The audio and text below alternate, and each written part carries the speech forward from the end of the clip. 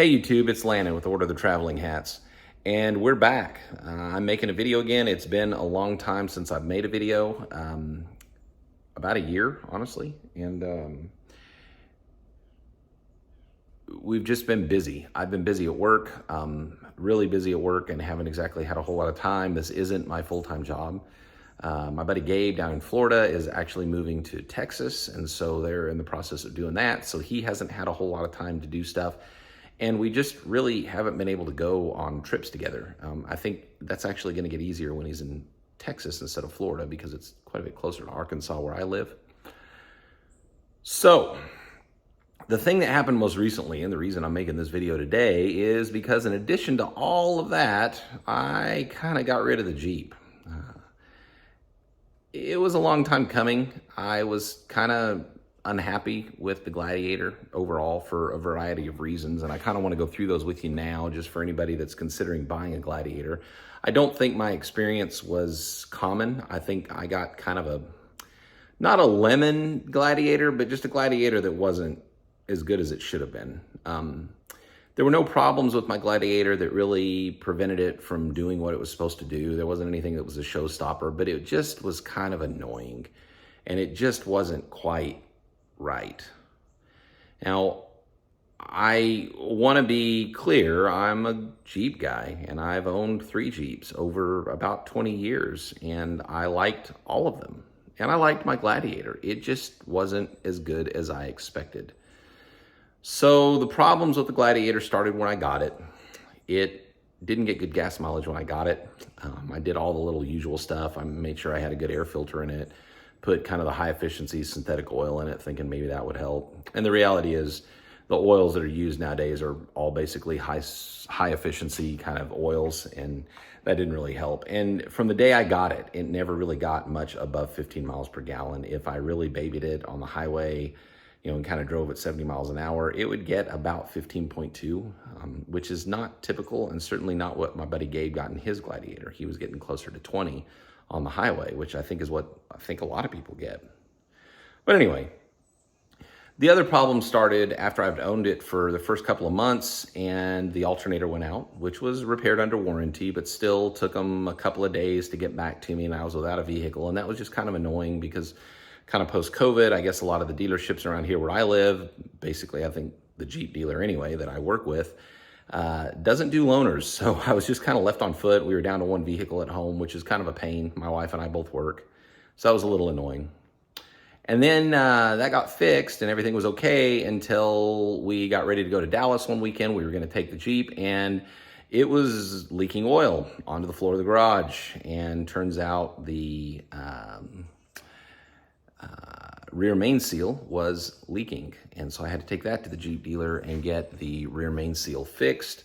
I dropped that off before we went to Dallas. We were leaving for Dallas on a Friday morning. So instead of just leaving, we loaded up our other vehicle, took that to them thinking, okay, well, they'll at least get to it. And, their shop's open on Saturday for half a day. So maybe they can at least kind of get it apart and have it ready for them by Monday afternoon. No, that took a week and really disrupted my schedule and was just kind of a pain in the butt. But we got it fixed and it was covered under warranty, and I went on driving the Jeep.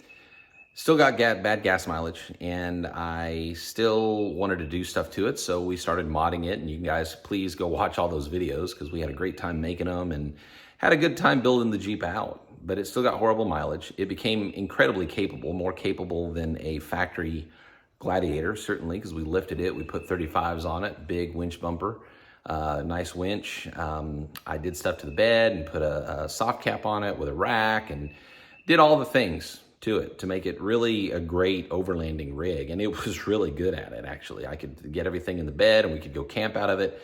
And we did, and it was amazing. It was really good at that. Except that I kept getting these little weird check engine lights every now and then, and they'd kind of come on for no reason, and then they'd go off. And then, 3 or 4 months later, they'd come on again and they'd go off. And the gearbox, from the time I got it until the time I got rid of it, hunted for gears in 8th gear, especially when you were driving on the interstate or driving on highway speeds, which, I do like to take it off road, but to get off road, I got to drive on a highway. And it just didn't drive well. I kept hunting around for gears and doing things. And that was annoying. I took it back to the dealer a couple times and they pulled the trouble code, said there were no codes in it. It was acting the right way. They put it back in learn mode, told me just drive it. It never got better. It was never right. I really think that the Jeep was probably built on Friday going into a long weekend, and the crew that built it like got a 6-pack out because it was the end of the day, and then they built it. I just never was, like, everything just wasn't exactly right. And it wasn't out far enough that it caused problems, but it just never felt right, you know? The other thing is I'm a really tall guy. I'm about 6'3", and I just didn't ever feel comfortable in it. The seats weren't deep enough for me. I felt like I was hanging off of them, about to fall off of them because they're so short from the seat back to the front of the seat where your thighs go. And then I never felt like I could get far enough away from the dash or the steering wheel. It just was kind of not great. It was comfortable enough to drive, and I drove it a lot, drove it on some long trips, but it just left something to be desired. And I just kind of kept telling myself that it's a Jeep, so it's supposed to drive this way.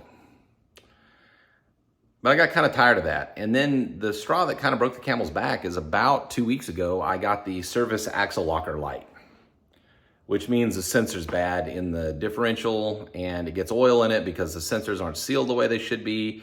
This is apparently a very common problem that's happened to a whole bunch of people, and Jeep just still hasn't fixed it. These things have been out now for a while, and to my knowledge, they still haven't fixed the problem.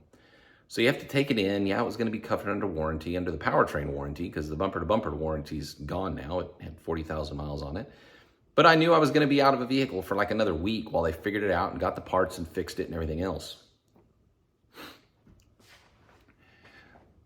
So that was just kind of the straw that broke the camel's back. And I decided, you know what? It's probably time to get something else, whether that be a Wrangler. I really didn't want another Gladiator. Honestly, I'm just not a huge truck guy. I didn't like having a bed and didn't get as much utility out of the bed as I thought I would. I wanted to go back to kind of an SUV kind of setup. So I did this thing where I kind of dropped Jeep altogether, and I got something different. I got a GX. That's right. I bought a Lexus GX. I bought a 2020 GX. It had 19,000 miles on it when I got it, and it was like 40 grand, and it was just a super clean vehicle. And I know what you're thinking. All the people out here with Jeeps, people out here that aren't familiar with Toyota because they've been a Jeep person like me, probably their entire adult lives, or even more so, they're thinking to themselves, Lexuses can't go off-road because they're a Lexus. You like take that to the country club, or you like go to the mall or get groceries in it, right? Well, you got to know something about the GX. And if you don't know, it's really a Land Cruiser. It's a Land Cruiser Prado that they slap a Lexus emblem on in the US. They're used all over the world. They're incredibly capable, and they've got some really cool off-road tech on them that Toyota has spent years developing and refining. For instance, they're full-time four-wheel drive. They've got a torsion limited slip center differential that is selectable. You can lock it. They've got a 2-range transfer case, which might sound weird on a Lexus, but again, in reality, it's a Land Cruiser. They've got this cool kinetic dynamic suspension system that's like this trick sway bar that is hydraulically controlled, that almost acts like a sway bar disconnect. It's on the front and the rear sway bar, and it allows the independent front suspension to really move freely off-road, but still be very firm and controlled on-road. And I'm not 100% if it's an active system on-road or not, but I can tell you driving it, it works really well. The other thing is it's got a big old naturally aspirated V8 in it. It's got a 4.6 liter dual overhead cam V8 with all the modern Toyota variable valve timing on it. They've been building this engine for probably 2 decades, and they've got it right. They've worked out anything that failed in it over the years, any weak points, they fixed them, and it's just about perfect. These engines, I think routinely people are getting, 250, 300,000 miles out of them. They just run forever, and they're very easy to maintain. So that gave me a lot of confidence, Toyota reliability, and not only that, a Toyota engine that is legendary for its reliability amongst other Toyota drivetrains. The other thing is the interior is awesome. I mean, it is a Lexus, and the seat in it is like a lazy boy that is inside of a car. It's super comfortable. It's very plush. It's a wonderful place to be for a long trip, as we do like to go on longer trips. And like I said, love going off-road, love bombing down a forestry service road, but to get there, I kind of got to drive down a highway. So it's a great compromise of on-road and off-road prowess. Now, don't get me wrong, looking at it the way it sits in the garage, it's on street tires, it's on the factory suspension, it's got these big, huge running boards on it. The bumper fascia hangs down way, way low. It doesn't look like it can do a lot. And in its current form, it can do a lot, but it can't do as much as it could do if we did just a few little things to it. So we're getting a plan together. Gabe and I have been talking, and I think, you know, there are some really interesting solutions to the shortcomings of a GX, the way it comes from the factory, that are really subtle, that we can do without having to bolt like a big giant bull bar on the front. We can still get winch mounts for the front. We don't have to put a big giant rear bumper on it that weighs a whole bunch either. I think there's some solutions back there that we can do that will do everything we need them to do. There's a lot of roof rack solutions. There's some internal drawer solutions. There's all sorts of cool stuff for them, actually, because again, they're a Land Cruiser. The interesting part of all of this is going to be that I have no idea what I'm doing when it comes to a Toyota product. I've never owned one. Like I said earlier, I've been a dyed-in-the-wool Jeep guy for life and never thought I'd own a Toyota. In the past, the Toyotas I've been in, I didn't really love. This one's different somehow. And I don't know if it's because it's like an international model that they sell here as a Lexus or what, but I really do like this thing a lot.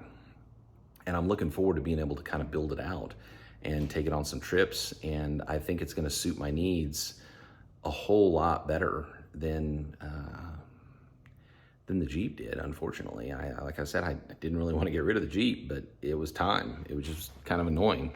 So here we are. Here we are, and we're gonna have a good time with this thing and take it on some great trips, and I hope you guys will come along for the ride. I know it has been a while since we've done anything. Despite that, we've been gaining a few subscribers here and there, and I really appreciate it to all of you guys that have subscribed to the channel. We've been trying to answer your questions as we can, but again, life has just kind of gotten in the way of a lot of that, and I'm gonna try to endeavor to do better and move forward and be here for you guys as a resource. You guys can watch us make our mistakes, because I do want to show you the mistakes since I don't know what I'm doing here. With all of that said, I'm Landon. This is Order the Traveling Hats, and we would like you to like and subscribe to our channel. If you already have, thank you very much. We do try to answer your questions. And lastly, we hope to see you guys out there.